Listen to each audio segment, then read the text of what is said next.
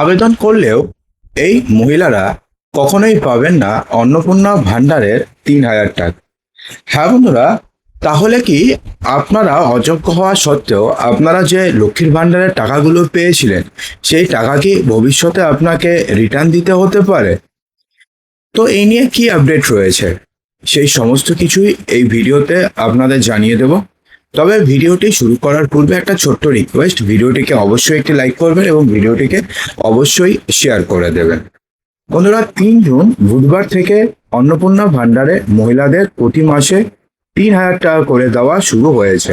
Direct benefit transfer অর্থাৎ DBT এর মাধ্যমে সরাসরি মহিলাদের আধার সংযুক্ত ব্যাংক অ্যাকাউন্টে টাকা ঢুকতে শুরু করেছে। অর্থাৎ যেই অ্যাকাউন্টের সাথে আধার লিংক করা রয়েছে এবং যেই অ্যাকাউন্টের সাথে ডিবিটি লিংক করা রয়েছে, এক্স্যাক্টলি সেই অ্যাকাউন্টে টাকা ঢোকা শুরু হয়েছে। ডাইরেক্ট বেনিফিট ট্রান্সফারের মাধ্যমেই ভবিষ্যতে এই টাকাটি মহিলাদের অ্যাকাউন্টে ঢুকতে থাকবে।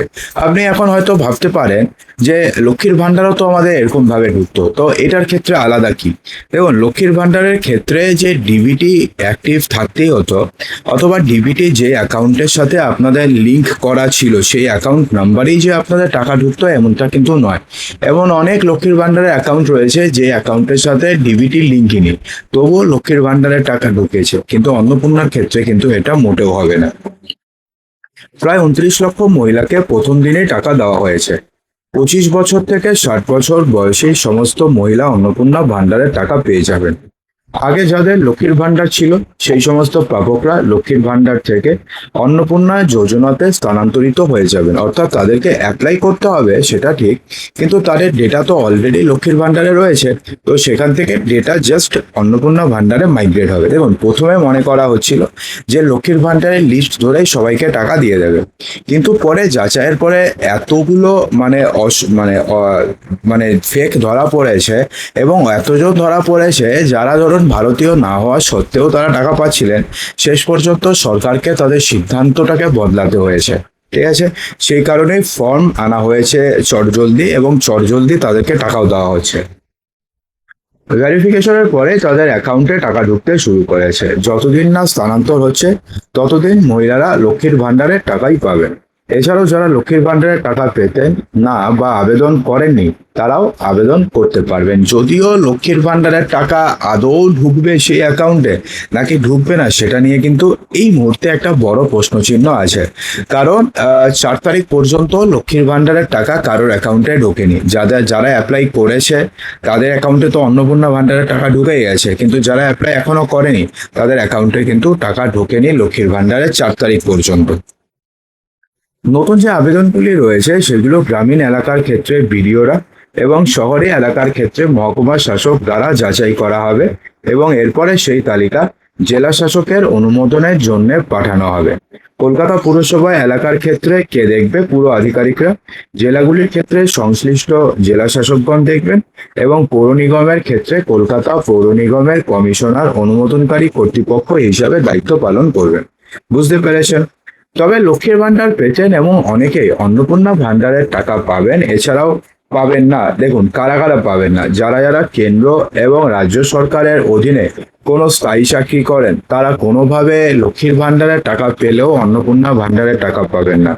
নিয়মিত বেতন পান অথবা নিয়মিত পেনশন পান অথবা কোনো স্ট্যাচুটরি বডি থেকে নিয়মিত টাকা পান, এরকম কোনো যদি আপনি আবেদনকারী হয়ে থাকেন যারা আগে লক্ষ্মীর ভাণ্ডারের টাকা পেতেন, তারা কোনোভাবে অন্নপূর্ণা ভাণ্ডারের টাকা পাবেন না।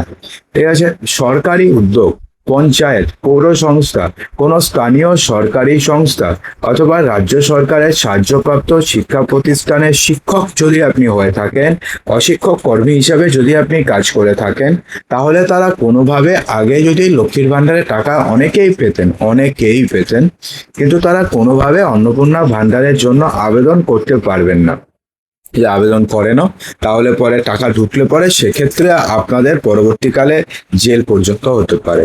এছাড়া আয়কর যদি আপনি দিয়ে থাকেন, অর্থাৎ ইনকাম ট্যাক্স যদি আপনি ফাইল করে থাকেন, অর্থাৎ আপনার ইনকাম যদি ১২ লক্ষ টাকার উপরে থাকে, তাহলে সেক্ষেত্রেও আপনি অন্নপূর্ণা ভাণ্ডারের টাকা পাবেন না। আগে লক্ষ্মীর ভাণ্ডারে টাকা পেতেন এমন মৃত, শিফটেড, ডিলিটেড বা অনুপস্থিত ভোটাররা রয়েছেন, যারা এসআইআর এ চিহ্নিত হয়েছেন তারা কোনোভাবে টাকা পাবেন না।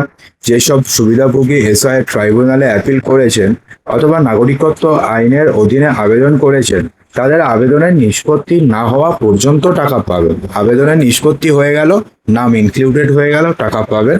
নাম বাতিল হয়ে গেল, টাকা পাবেন না। একই রকমভাবে মৃত এবং স্থানান্তরিত সুবিধাভোগীদের নাম ভবিষ্যতে নিয়মিতভাবে তালিকা থেকে বাদ দেওয়া হবে।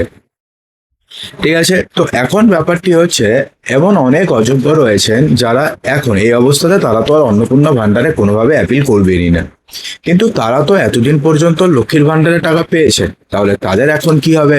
তাদের কি জেল হতে পারে? তাদের কি আবার টাকা ফেরত দিতে হতে পারে? তার উত্তর হচ্ছে এখনো এই নিয়ে কোনো সরকারি নির্দেশিকা নেই। যদি কোনো পুরুষ মানুষ যদি লক্ষ্মীর ভান্ডারে টাকা পেয়ে থাকেন তাহলে সেটা হচ্ছে সম্পূর্ণভাবে ফ্রড।